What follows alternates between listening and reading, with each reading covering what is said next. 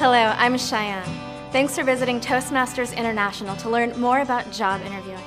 Since 1924, we've helped more than 4 million people gain the confidence to communicate in challenging situations. And one of the most demanding yet important conversations you'll ever have is the job interview. Here are some time-tested tips to help you prepare so that you feel empowered to impress others. Whether this is your first job hunt or your 15th, interviewing can be a nerve-wracking and challenging experience. But if you want to be hired, you're going to have to talk to your potential employer. Worse yet, you must portray yourself as the best choice for the position. It's a lot to accomplish with confidence and grace. Today, I'm going to share with you 5 great tips that will help you ace the interview and land that job. I wouldn't be surprised to hear about how much you've prepared for your interview. Maybe you've even studied some how-to books. Well, all that knowledge is a good start, but it's equally important that you know about a very important subject: you. What do you value in life? Do you want to change the world, or do you want to settle down and quietly earn a living? Are you good at delegating, or would you rather do the job yourself? Knowing your likes and dislikes before you walk into the room will help shape and give consistency to your interview responses. Be sure to take the time to think about where you'll best fit in. And by the way, there's something else you should study. It might seem obvious to a person who is job hunting that they should know what's on the resume, but let's be honest. You probably have more than one resume, right? Maybe you've even customized your list of skills and experience to fit the job at hand. Even if you haven't done that, it may have been a while since you've read what you put on your job hunting documents. In any case, it's a good idea to review your paperwork that you've sent to your potential employer. Now, if you've listed one example or a job experience or skill on your paperwork, try to think about other examples that you can mention in purpose. The resume is just a tool to get you in the door. Then once in the interview, you should add more information that makes you look experienced and enthusiastic. It's easier to feel confident about those examples when you've thought about them in advance. The employers need focused, committed, and dedicated employees. And while your resume can list your skills and experience, you need to display that passion in how you answer the interview questions. Use the tone and strength of your voice to sell you to the interviewer.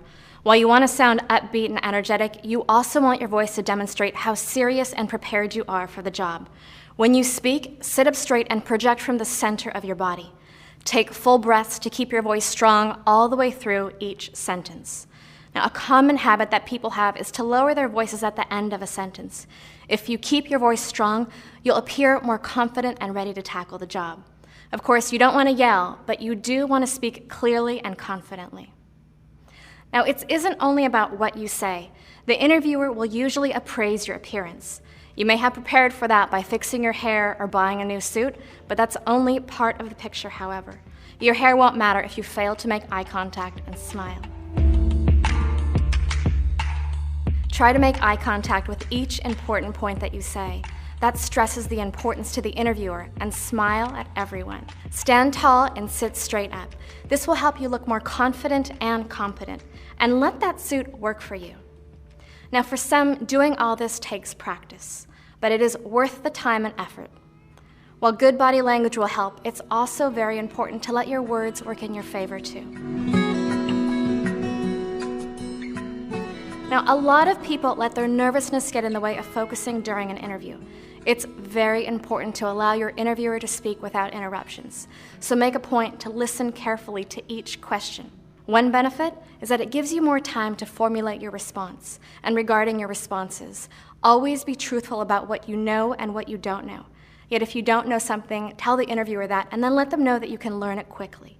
Then give an example of how you've done it in the past. In fact, avoid any short answers. Give an example from your past that illustrates how you learned or practiced a skill that you're describing. Also, for each question, try to offer a brief, specific, and heartfelt answer without rambling. Then stop, make eye contact, and smile. It's good to be ready with some questions of your own because this shows that you're truly interested in learning about your potential job and the employer. And this is very important. Never say anything bad about a former employer. Negative talk will usually reflect poorly on you. It's important to keep your answers and your demeanor positive. Try these tips, and your next interview might lead to your next job. For more information on interviewing, please visit a Toastmasters Club. Find a location near you at toastmasters.org.